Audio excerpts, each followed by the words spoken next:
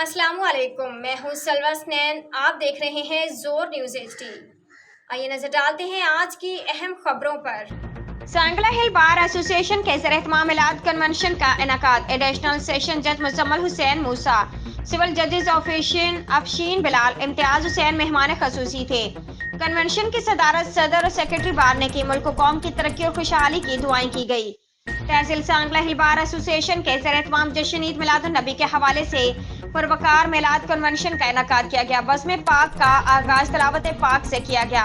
वकला ने नात रसूल मकबूल का नजराना पेश किया। एडिशनल सेशन जज मुजम्मल हुसैन मूसा, सिविल जज अफशीन बिलाल, सिविल जज इम्तियाज हुसैन मेहमान खसूसी थे। तकरीब की सदारत सदर सांगला बार मोहम्मद इमरान मुश्ताक बटालवी एडवोकेट और जनरल सेक्रेटरी खिजर हयात वाला एडवोकेट ने की।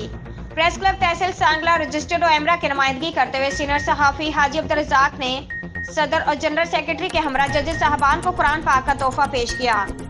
मुकर्ररीन ने आका सल्लल्लाहु अलैहि वसल्लम की सीरत पर रोशनी डालते हुए कहा कि आन हजूर सल्लल्लाहु अलैहि वसल्लम की विलादत बाद सादत, अमन और मोहब्बत का पैगाम है। रबी अव्वल के बाबरकत महीने में नबी अकरम अल-ज़मात सल्लल्लाहु अलैहि वसल्लम की दुनिया में तशरीफ आवरी हुई, जो इंसान कामिल, हादी आलम और वजह तख्लीक कायनात है। आखिर में मुल्क कौम की तरक्की और खुशहाली के लिए दुआएं की गई। रिपोर्ट सेठ हमजद अली, जोर न्यूज़ सांगला हिल। आज के लिए इतना ही। मजीद खबरों और अपडेट्स के लिए देखते रहें जोर न्यूज़ HD।